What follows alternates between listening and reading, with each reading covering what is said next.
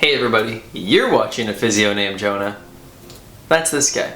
How you doing today? Yeah, okay, cool. I am struggling because I lost this past weekend in fantasy to my fiance by 0.6 points to be eliminated from the playoffs. And if I had just played my other tight end, Darren Waller, I would have won.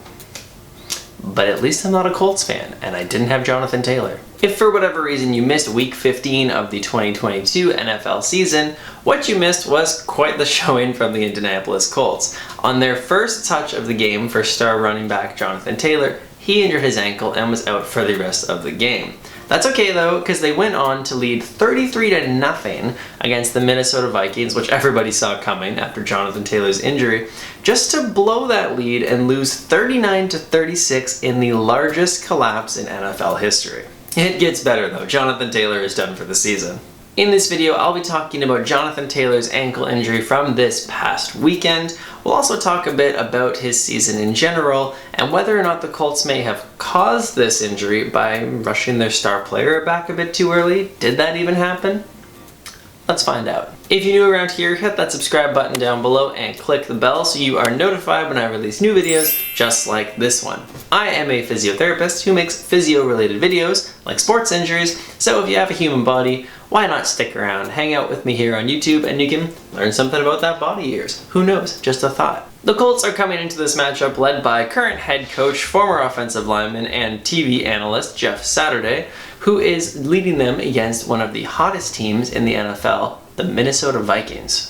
And I mean hottest more in this sense, not totally in terms of how they're playing, because I mean my Cowboys destroyed them a couple weeks ago. Now the game plan for the Colts coming into a game where you were favored to do pretty much anything except for win seems to very likely be a healthy dose of Jonathan Taylor, establishing the run game, burn some clock, make this game as short as possible, try and just sneak out of here with a win. Oh, and he's injured? Jonathan Taylor, he's injured? Okay. Oh, he's not coming back this game. Okay, perfect.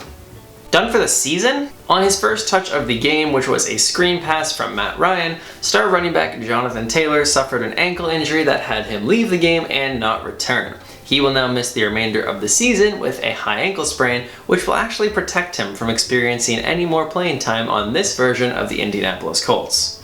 Hey Stieg, I don't know if you're watching this, but sorry for all the Colts digs. I could not help myself.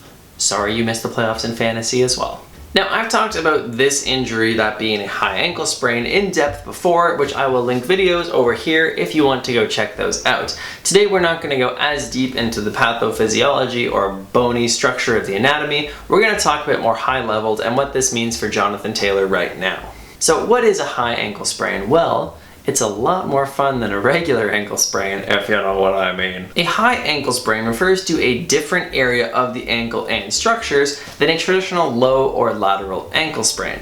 The normal low or lateral ankle sprain happens to the ATFL or ligaments on the outside of the ankle, where a high ankle sprain involves ligaments that are connecting the bones of the shin, the tibia, and fibula together.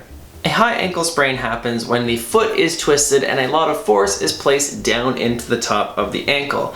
This force causes the tibia and fibula to be forced apart from one another, straining the ligament that is connecting those two together, sitting right on top of the ankle. High ankle sprains are more difficult to recover from than a traditional ankle sprain because the ligaments that are being sprained in this case are really strong. It takes a lot of force to sprain them. The location of the injury is also right on top of the ankle joint, so every time we bear weight or step onto that foot, it's going to force the ends of the tibia and fibula apart from one another, putting stress onto those ligaments. If it hurts to stand on it, you probably ain't running on it, am I right? Healing timelines for this injury are generally 4 to 6 weeks, meaning that Jonathan Taylor is going to be out for the remainder of the season. But what if the Colts make the playoffs? Then he could come back. No, that is not happening. But nope. Now, obviously injuries are never a good thing, but this injury is also not the worst thing in the world if you are a Colts fan or somebody who has a vested interest in the health of Jonathan Taylor. The timeline for Taylor's injury means that he's going to be missing the rest of this season, which is kind of nice because it gives him an extra month of rest in what is essentially a lost season for the Colts at this point. meaning that he will be very, very fresh to get going for the start of next season. The high ankle sprain also was not significant enough to require surgery, meaning that his recovery is not going to take very long beyond the end of the season. With 4 to 6 weeks, he's going to be ready to go pretty much by the end of January, so he's not going to miss almost any time this offseason. This being in contrast to if he had to get surgery for the ankle, where that post-surgical process would bleed into the offseason, decreasing the amount of time he had to train. A high ankle sprain that does not require surgery just has that 4 to 6 week recovery timeline. Kind of ideal timing here at the end of the year because the season is lost. One of the interesting wrinkles in this particular case is that Jonathan Taylor has already had 2 ankle injuries earlier this season.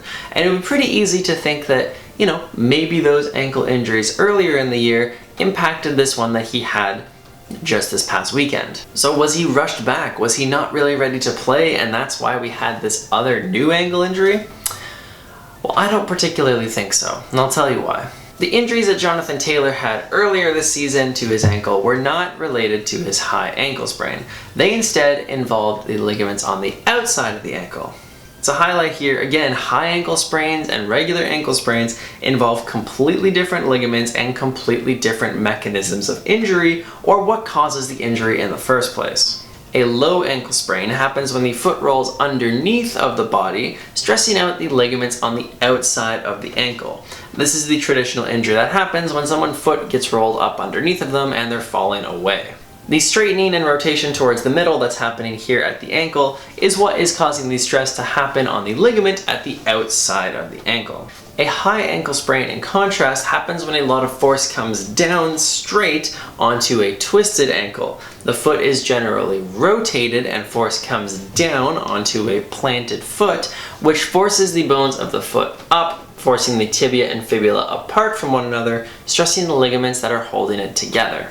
Low ankle sprains involve a pull or a stretch, where high ankle sprain is more of a compression causing a stretch. The other ankle injuries that Jonathan Taylor had earlier this year were also earlier this year. There was a fair bit of time in between the initial injury and his re-aggravation before he now had this high ankle sprain at this point. So, given the time in between the two, as well as the completely different mechanisms of injury and ligaments involved, it's very unlikely that the ankle sprains earlier this season contributed in pretty much any way to his current injury.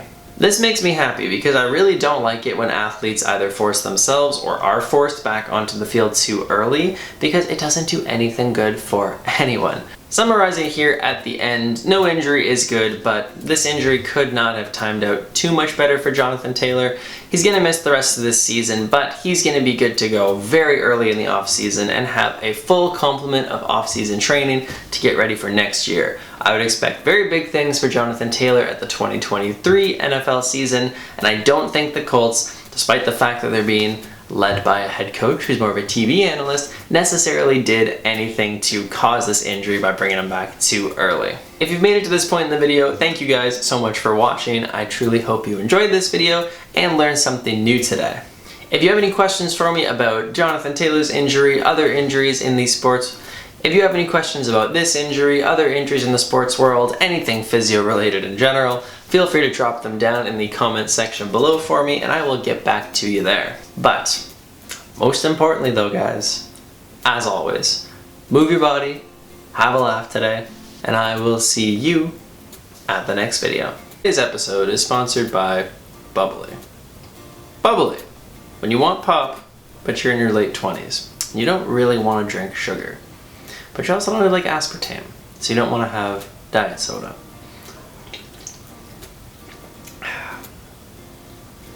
Bubbly.